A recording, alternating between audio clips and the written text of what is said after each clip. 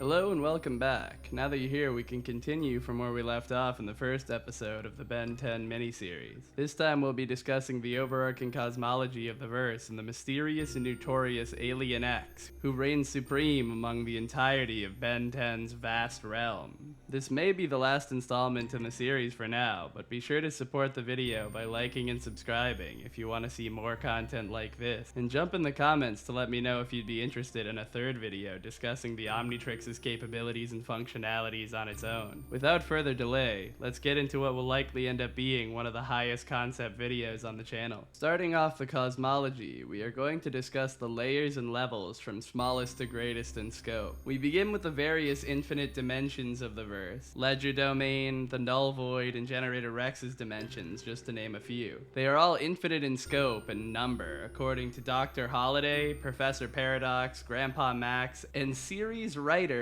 Charlotte Fullerton. This is then further supported by Barry Hutchinson, who wrote the supplementary book Paradox Plumber Helpers, which claims the null void is endless. The many dimensions explored in the Ben 10 verse serve as a very consistent and stable basis for this discussion as we move on to the universe itself. The universe in Ben 10 is a realm confirmed infinite by series co-creator Duncan Rouleau and contains each of the infinite dimensions we just established, so we can safely place Alien X's minimum power at high 3A or high universe level due to him casually recreating each and every dimension along with the universe itself, including every person, secret, weapon, and celestial body all at once. Of course, the video has only just begun, so this is clearly just the beginning of Alien X's great cosmic power. Before we move on to the body that houses the universe, I'd like to take a second to explain what high universe level is, because oftentimes you'll hear power scalers throw these terms around without details and leave more casual fans in the dark. Essentially, a character who is tier 3A or universe level can use their power to create, destroy, or otherwise significantly alter virtually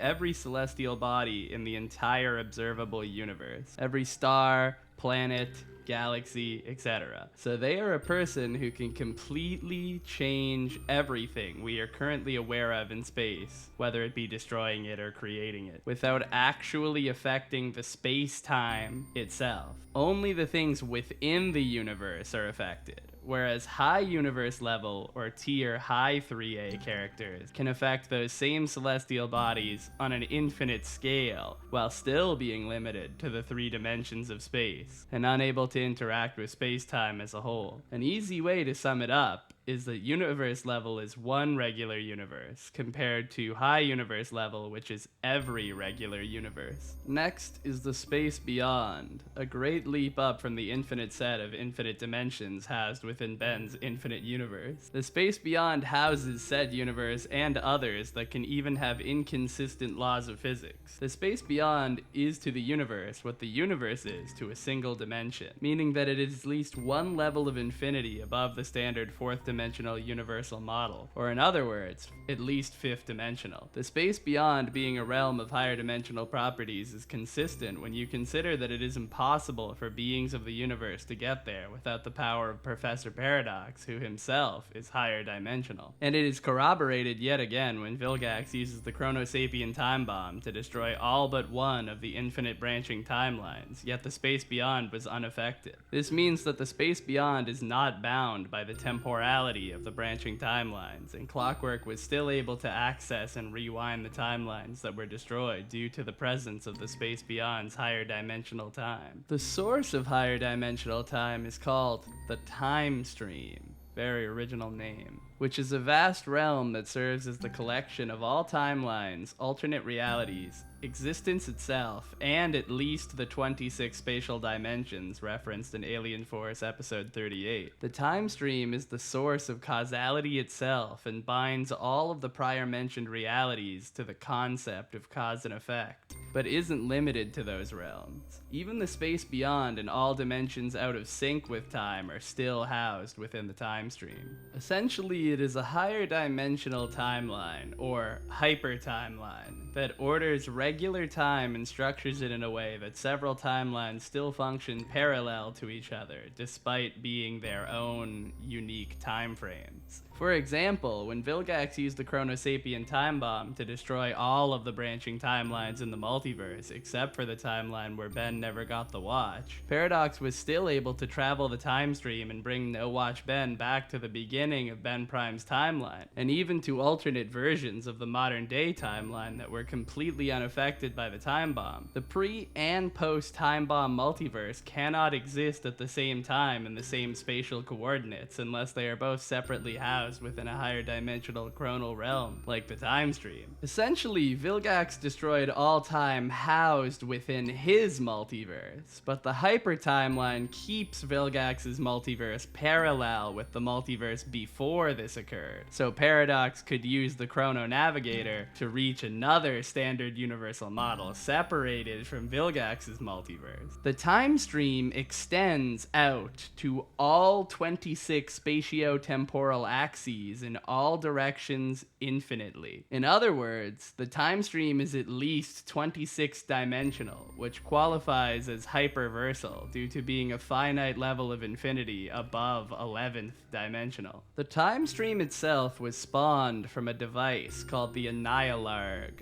which was created by fifth-dimensional beings called the Contumelia, who used the device in the white nothingness that existed before space and time itself.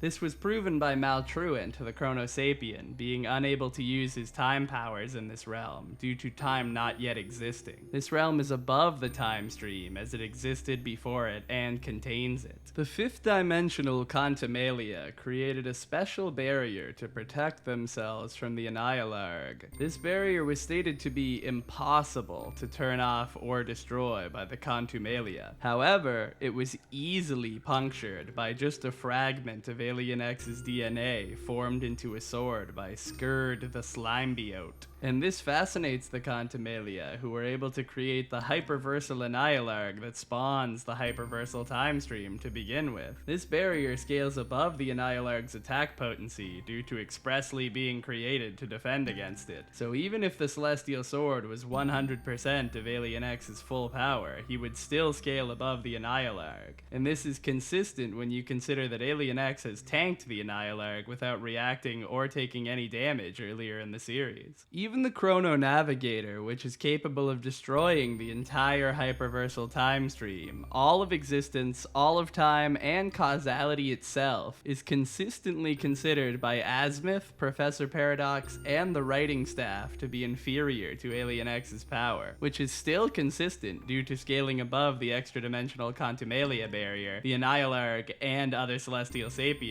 who are consistently stated to be omnipotent. This set of feats, when paired with the cosmological context outlined in this video, begins to paint Alien X as an extra-dimensional god. Alien X is further cemented as the supreme power in the Ben 10 verse when Ben is placed on trial for unauthorized recreation of the universe by the Celestial Sapiens, and he's forced to prove his innocence via Tetramand trial by combat, where he is initially unable to control Alien X and takes dozens of unguarded blows from a warrior member of his own race, and is seemingly completely undamaged when he eventually gains control of his form and goes on to quickly incapacitate another being who scales above the 26 levels of infinity just as he does. Meaning that not only is Alien X hyperversal, but he's even able to tank and incapacitate others who are as well. For the sake of comparison, consider the power level of the following characters. Lucifer Morningstar and the Presence, depicted in the Vertigo Cosmology from DC Comics, who are essentially stand-in characters for the Christian God and the Devil. Saber and Gilgamesh from the Fate series, Archie Sonic and Sun Wukong are all examples of the most well-known characters who scale to Tier 1C. Anyone who has spent enough time in the scaling or anime communities will have heard of at least one of these cosmic powerhouses. To put things into perspective, Tier 1C is about 7th to 9th dimensional, an extreme level that dwarfs the power of nearly every fictional character you'll read or watch. Now I want you to consider the gravity of my words when I remind you that this line of scaling heavily suggests that Alien X is consistently placed at least 26th dimensional, or Tier 1B, meaning that he is at least 17 levels of infinity above any of those characters while using this form. And considering the failsafes of the Omnitrix, which could react to the hyperversal creation of the time stream, and Alien X's ability to manipulate time itself, it is practically impossible for any of these fighters to take advantage of his relative weakness when he isn't Alien X. This all begins to come together and make sense when you consider that Celestial Sapiens are from the Forge of Creation, which is completely separated from time and space altogether, and it's considered to be the source of the greatest power in the Ben 10 verse, which is consistent with the line of reasoning presented in the video.